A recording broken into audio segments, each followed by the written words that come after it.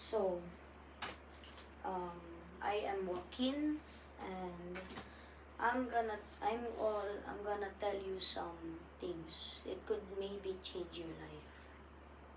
So, first thing, when we were born always some other religions, maybe some other not born well like that. Well, how we get born is become one of God's son or daughter. This is all about God. So, how was Jesus born? Like in Bethlehem, God told one of his angels to tell Mary and Joseph.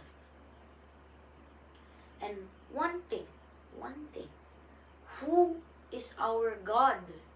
Who is our Father? It is Him. God is our Father. Well, we have two fathers, but the highest one is God. God is the highest Father in our soul. And Jesus, well, He was the one that showed God to us. Maybe not show, like talk God to us. When we are born, Jesus, or maybe God, sends a soul to us. Just like many people. That is why we don't need to think about other things. Huwag kayong mag-alala dahil andito lagi si Kristo at si Apo sa atin. So, nagtatagalog din ako, Ilocano, English, pero buong ito mag-English ako. So, iisipin nyo lagi lang na huwag kayong mag-alala dahil andito lagi si Kristo sa atin, ang mga anghel niya.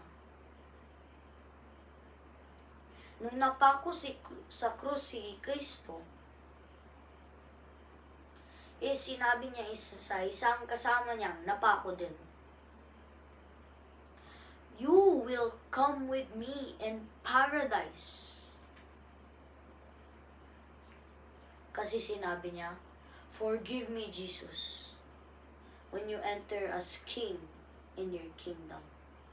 Ang big sabihin niyo, sinasabi niya yung sin niya kay Jesus. Parang kung paano tayo nagko-confess kay Father. Parang ako, dream ko din maging priest, pero mahirap.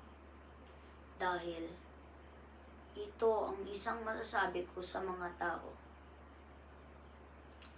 Kapag walang hirap, walang pangarap. Kaya lagi natin iisipin na andito si Kristo sa atin.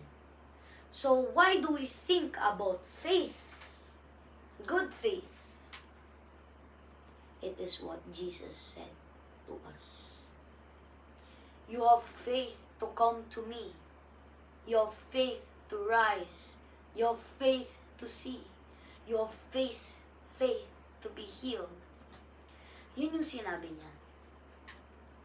Now naman, kung siya ang nagsabi sa atin nun, we believe in God. Dahil sa ginagawa niya sa atin, huwag tayong mag-alala. Siya lang ang nandito sa atin. Thank you for listening.